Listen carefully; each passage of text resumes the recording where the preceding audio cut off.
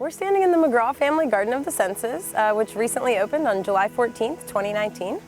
So originally this garden was created as an access route from point A to point B. We have a tough slope that was hard for our visitors to traverse, whether young with strollers or older with a wheelchair perhaps. And what started with a really practical purpose grew into this amazing, beautiful garden that is meant to be a space that's accessible for visitors of all ages and all abilities. The Old East Windmill, it's a beautiful, really centrally located structure here at Heritage that is sort of a presence in the garden.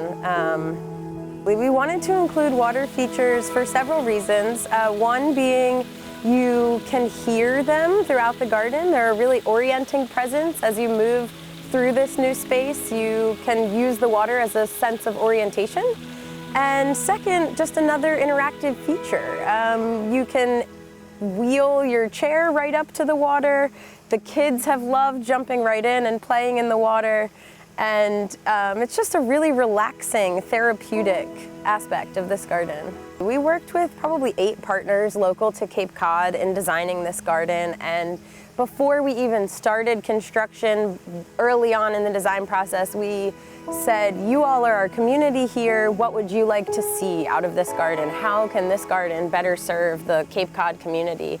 And when working with Spalding Physical Therapy, one of the things that they are tasked with the most is getting people back to being beach ready, walking on the beach here. So our parallel bars are over some sand, and it's a great place for folks in rehabilitation to practice walking on the beach again.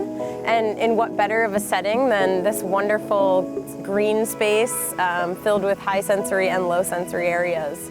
And it's actually proven, there's research on the benefits to healing within a garden or even being able to see plants while you're working on your recovery process.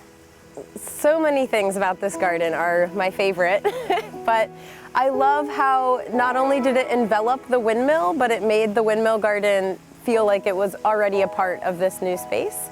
And so something that I really enjoy is you have these beautiful, vibrant, almost chaotic, high sensory areas like our windmill garden.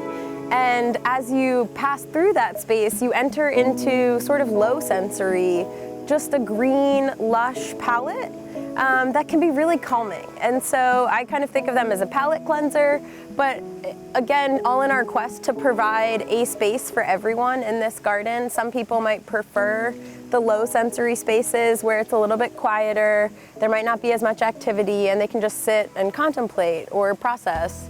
And so as you move through those spaces, I love that juxtaposition of high sensory and low sensory.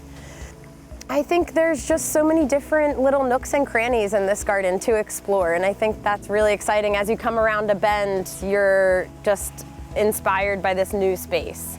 It's a wonderful resource to be something for everyone. As I said, there's just so many different spaces that have privacy or views or lots going on, families interacting, and I think it's just a really special space.